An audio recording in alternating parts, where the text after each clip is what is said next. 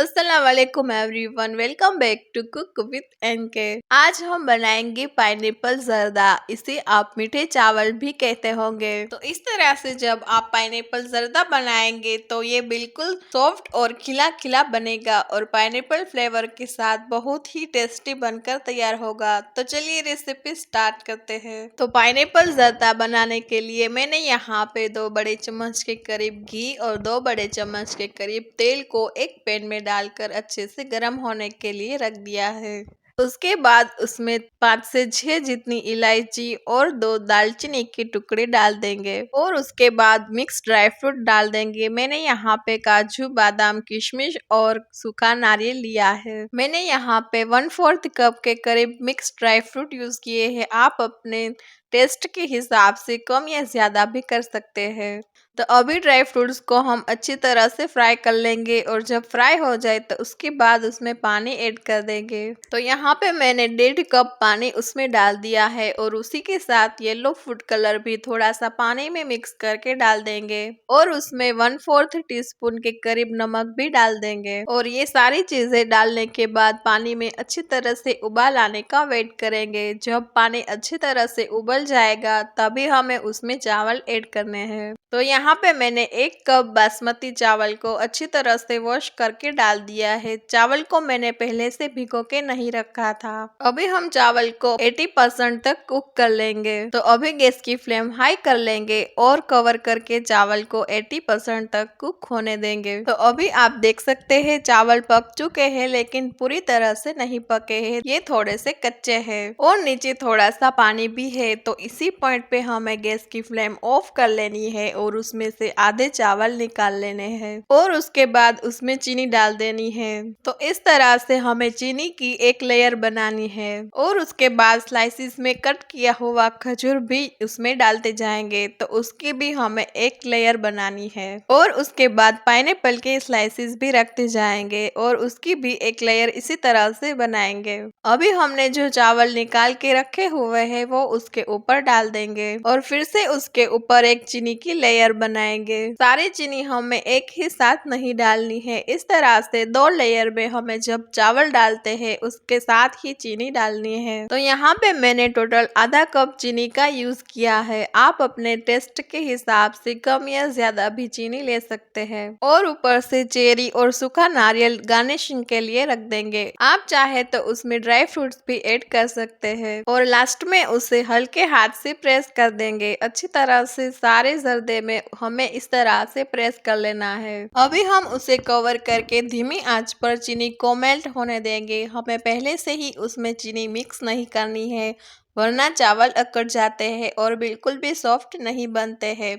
इसलिए इस तरह से हमें उसे धीमी आंच पर ही पकाना है और जब तक चावल अच्छी तरह से नहीं कुक हो जाते तब तक हमें उसे धीमी आंच पर ही रखना है।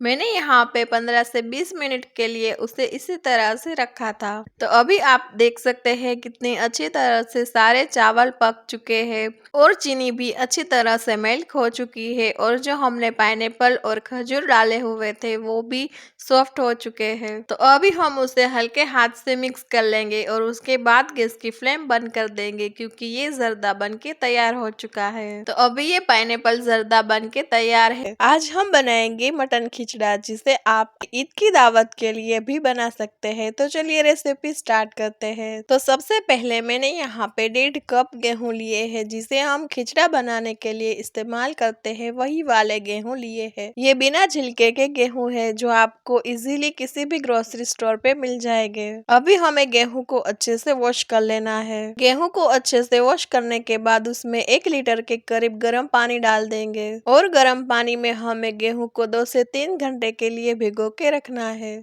उसके बाद हमें यहाँ पे दाल को भिगोना है। तो उसके लिए मैंने सारी दालें मिक्स करके 1 कप ली है। तो यहाँ पे मैंने बिना छिलके की मूंग दाल ली है, उड़द दाल ली है, तुअर दाल ली है और मसूर की दाल ली है और लास्ट में 1/4 कप के करीब चावल भी लिए हैं। तो यहाँ पे मैंने मेजरिंग कप 250 ग्राम का 1 कप मैंने सारी दालें और चावल मिक्स करके लिए हैं और उसी के साथ आधा कप के करीब चना दाल ली है। यहाँ पे हमें चना दाल का थोड़ा सा ज्यादा इस्तेमाल करना है, इसलिए मैंने आधा कप के करीब चना दाल ली है। तो अभी हमें ये सारी चीजें अच्छे से वॉश कर लेनी है और वॉश करने के बाद उसमें पानी डालकर उसे भिगो के रखना है। इसे हमें 2 से 3 घंटे के लिए भिगो के रख देना है। यहाँ पे मैंने गर्म पानी का इस्तेमाल नहीं किया है। उसके बाद मैंने यहाँ पे 750 ग्राम के करीब मटन लिया है और उसमें 10 से 12 जितने लौंग, 1 दालचीनी का टुकड़ा, 2 चम्मच सफेद जीरा, 15 से 20 जितनी साबुत काली मिर्च और 2 बादियान के फूल डाल देने हैं और उसके बाद 1 बड़ा चम्मच के करीब अदरक लहसुन की पेस्ट डालनी है और आधा चम्मच के करीब हल्दी पाउडर भी डाल देंगे। 1 चम्मच के करीब नमक डाल देंगे। अभी ये सारी चीजें अच्छी तरह से मिक्स करके पकाएंगे। बिना पानी डाले ही हमें इसे हाई फ्लेम पे पकाना है, क्योंकि मटन से जो मॉइस्चर रिलीज होगा उसे हमें ड्राई कर लेना है। तो अभी अच्छी तरह से मटन का सारा पानी ड्राई हो चुका है।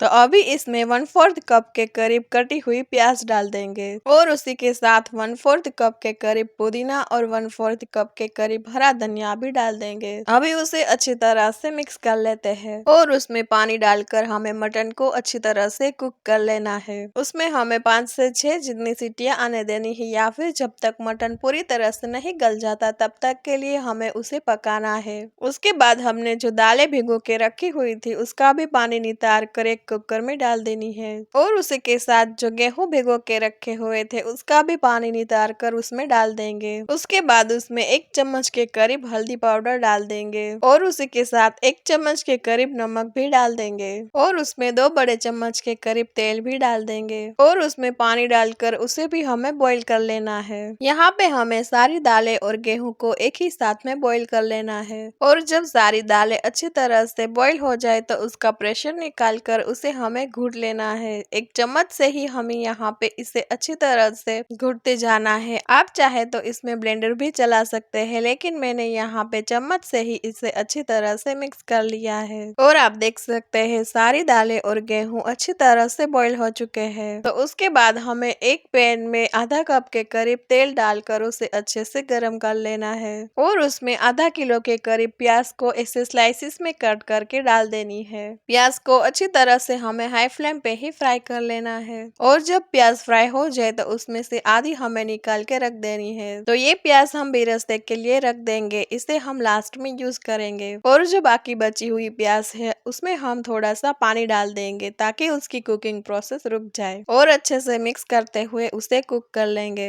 उसके बाद उसमें 2 बड़े चम्मच के करीब अदरक लहसुन की पेस्ट डाल देंगे और उसी के साथ 2 से 3 बड़े चम्मच के करीब हरी मिर्च की पेस्ट भी डाल देंगे और उसे अच्छी तरह से कुक कर लेंगे। अगर आप तीखा खाना पसंद नहीं करते हैं तो हरी मिर्च की पेस्ट को स्किप भी कर सकते हैं और उसके बाद इसमें हम सारे सूखे मसाले डाल देंगे। तो यहाँ पे मैंने 2 चम्मच के करीब लाल मिर्च पाउडर, 1 चम्मच के करीब धनिया पाउडर, 1 चम्मच के करीब हल्दी पाउडर, 2 चम्मच के करीब गरम मसाला और स्वाद अनुसार नमक लिया है। तो अभी ये सारे मसाले अच्छी तरह से उसमें मिक्स करके पकाएंगे और मसाले पक जाने के बाद उसमें मटन जो गला के रखा हुआ है वो डाल देंगे और मटन को भी अच्छी तरह से उसमें भून लेंगे और जो यखनी का पानी है वो भी उसी के साथ डाल देंगे और 5 से 6 मिनट के लिए गैस की फ्लेम हाई करके उसे अच्छी तरह से भून लेंगे और उसके बाद हमने जो दालें और गेहूं बॉईल करके रखे हुए हैं वो डाल देंगे। तो यहाँ पे मैंने दालें और गेहूं को एक ही साथ में बॉईल करके यूज किया है। आप चाहे तो दोनों को अलग अलग भी बॉईल कर सकते हैं, लेकिन आप अगर एक ही साथ में बॉईल करेंगे तो टाइम भी बच जाएगा और अच्छी तरह से सारी चीजें गल भी जाएगी। और अभी हमें इसमें आधा लीटर के करीब गर्म पानी डाल देना है और उसके बाद प्याज का बेरिस्ता, पुदीने के पत्ते और हरा धनिया भी उसमें डाल देंगे।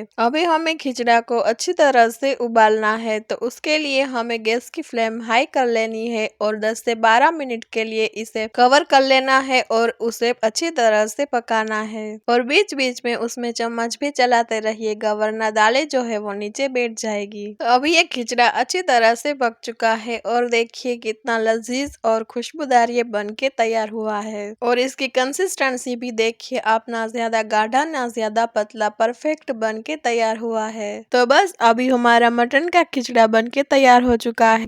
आई होप कि आपको ये रेसिपी पसंद आई होगी। रेसिपी पसंद आने पर वीडियो को लाइक शेयर एंड सब्सक्राइब जरूर कर दीजिएगा। और ये मजेदार सी मटन खिचड़ा की रेसिपी आप भी जरूर बनाकर ट्राई करिएगा और कमेंट करके भी जरूर बताएगा कि आपको ये रेसिपी कैसी लगी।